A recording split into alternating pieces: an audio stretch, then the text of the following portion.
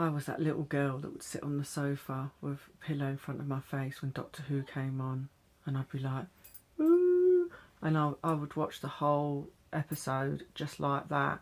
I just loved it, but it scared me, but it intrigued me.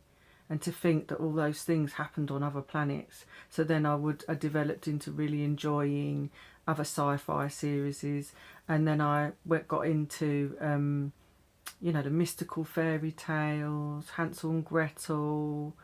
I like the darkness as well as the fantasy.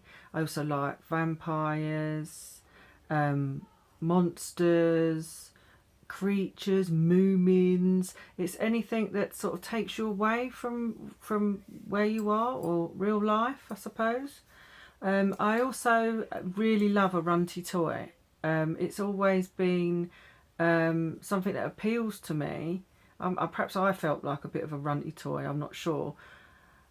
It's that sort of little teddy or little sort of like toy that you see in a second-hand shop, and it's all dishevelled and old and unwanted and unloved, and I want to save each and every one of them, even the ones that are tied onto the lorries and they're all wet and, you know, they're sort of hanging on there on the motorway, and I think, oh bless.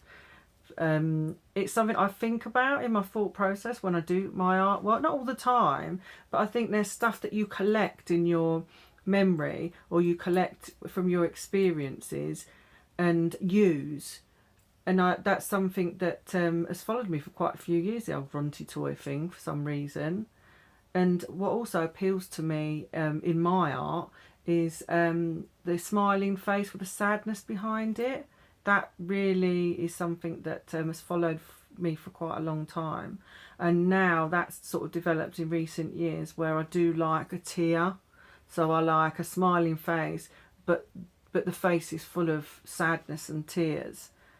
Maybe because my childhood wasn't the happiest. I can't really, maybe, but I'm just really, that really appeals to me in my work. I like animals that look like people, people that look like animals.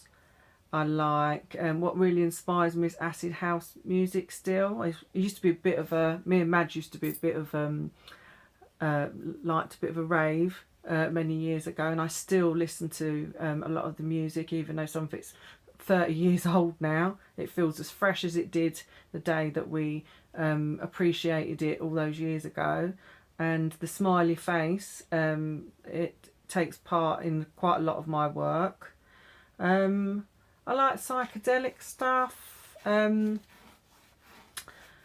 used to be a bit black and white, but I've started recently adding a lot of colour, and I've got something about stars in my background. I have a lot of stars.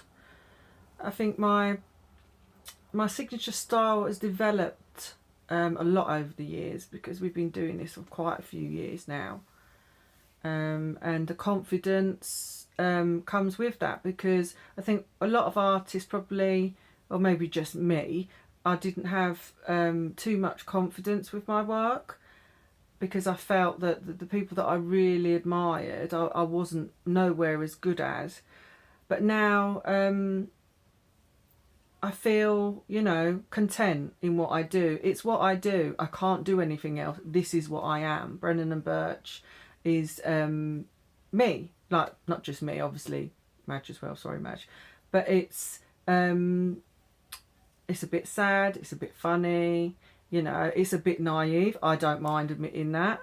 It's but there's a lot of thought that goes into what I do, and there's a lot of storylines that go into what I do, and I value it now, and I accept what I am.